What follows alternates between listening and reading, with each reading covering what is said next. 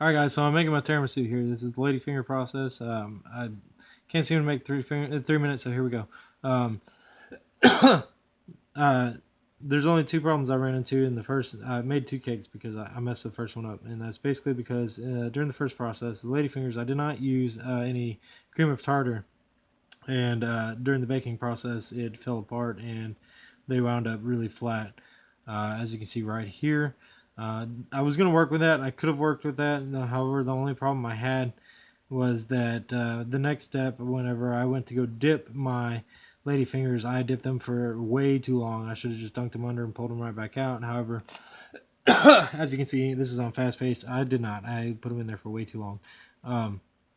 And wound up with this an extremely flat cake overall. This is the end product of the first cake. That was it cut in half and stacked on top of each other, trying to make it look presentable.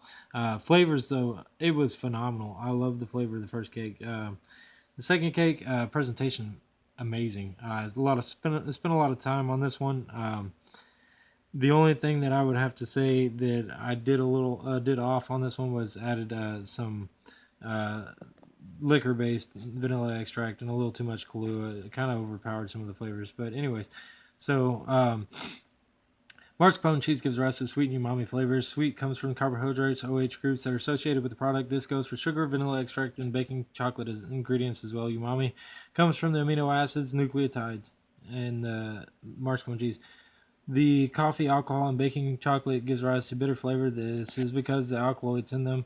My dish complements other dishes because they share the sweet and bitter flavors. But not only that, but because each dish gives another flavor, and by the end you get a full fulfillment of every flavor possible throughout the dinner.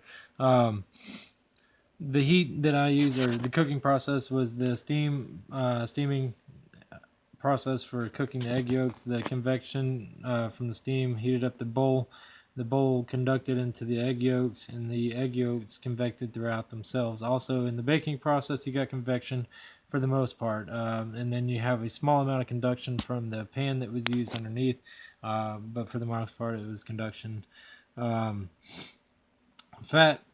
Substitute for the fat or mascarpone cheese could be cream cheese or butter. Protein or eggs could be several tablespoons of milk instead of in the mascarpone cheese. Substitute for the carbohydrates or sugars can be the simply any dry sugar substitute, something like coconut or stevia, coconut sugar or stevia, and not so much honey, because some people want to try that, but honey is, you need to use a little bit. There are ingredients out there that don't have sugar at all.